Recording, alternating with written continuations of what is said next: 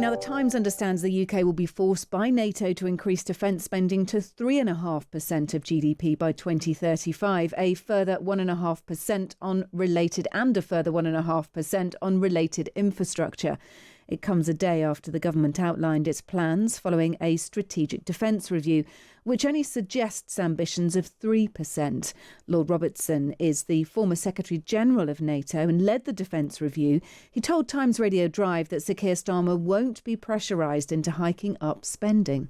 No, I don't think he's going to be cornered at all. We're a significant country inside NATO, and what we spend at the present moment, which is going to be the 2.5% the year after next, is substantially in excess of what the average payment is inside NATO, and what we spend it on is quite important. We make a serious contribution to defence inside NATO. That's why we've got the deputy secure position, for example.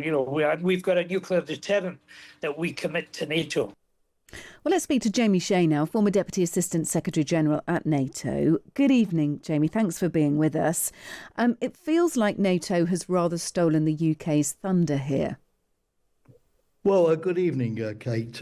Yes and no. Sorry about that diplomatic beginning for this answer. But on the one hand, the 3.5% figure that NATO would like to adopt at its summit in The Hague in a couple of weeks' time has been around for a long time.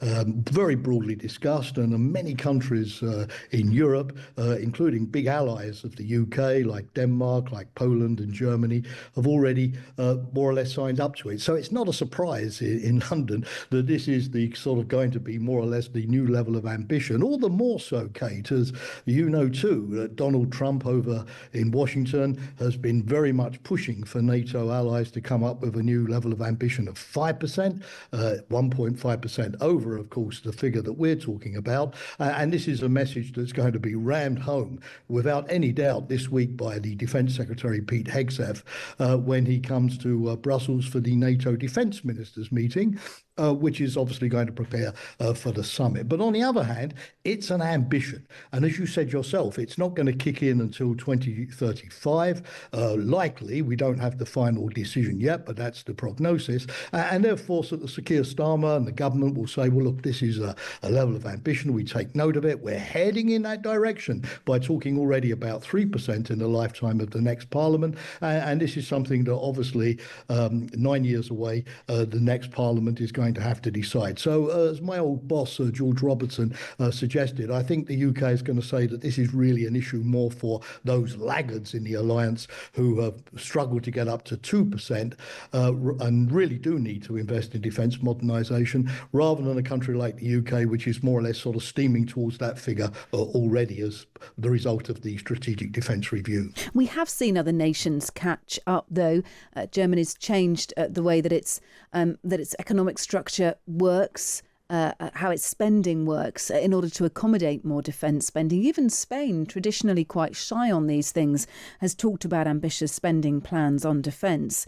The UK should be a leader in this area, and certainly Keir Starmer would like to build the UK as a driving force within NATO, an influential force within NATO.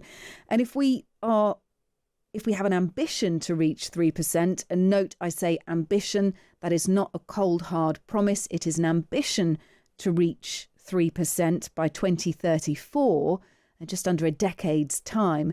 That is not going to put us on the front foot when it comes to influencing NATO.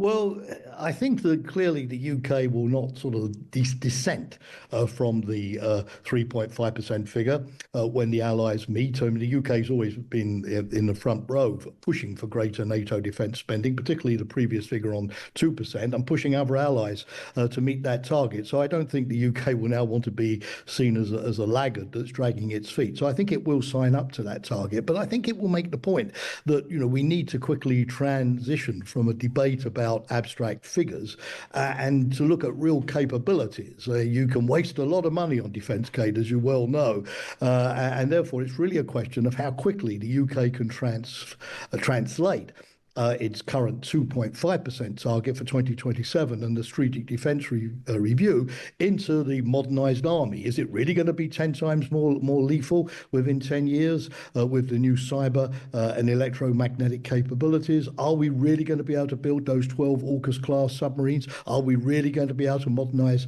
our nuclear warheads, deliver the hybrid drone navy, and all of the things that we're talking about?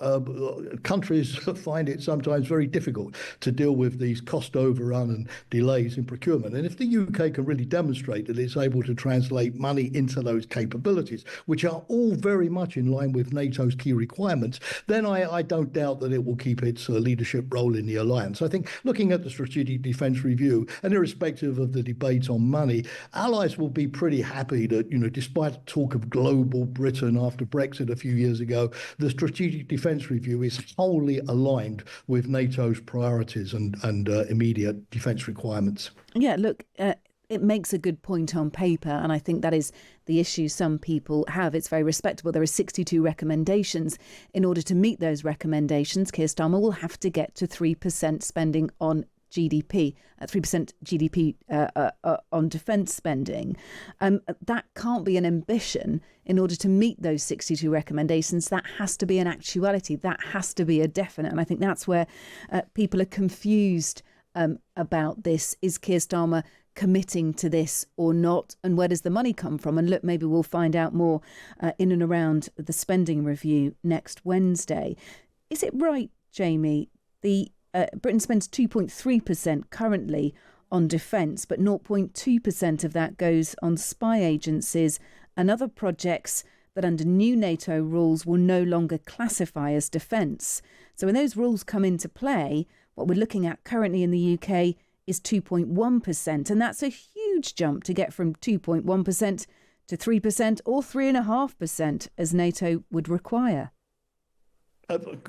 Excellent question, because what we haven't talked about is this other 1.5%, which go to making up a 5% share of GDP for defence and security overall. And I think one of the big issues that NATO, not just the UK, but NATO is going to have to face post the summit in The Hague, if the 5% target overall is adopted, is what do you count under the 1.5 for security, intelligence agencies, border guards, infrastructure protection, transport systems, I don't know, the intelligence agencies that you just mentioned, and what do you put in the 3.5% category, which the Americans would like to be focused, as you mentioned, Kate, much more on hard defence, tanks, missiles, air defence, and whatever. But of course, NATO being NATO, there will obviously be a lot of negotiation and wiggling because countries, of course, will try to sort of define the 3.5% and the 1.5% according to how they can meet the targets as painlessly and with as little new money as possible. So yes, that's of course a debate that has to be had. Yeah, it's certainly a consideration. Jamie Shea, thanks for being with us. Appreciate it. Former Deputy Assistant Secretary General at NATO.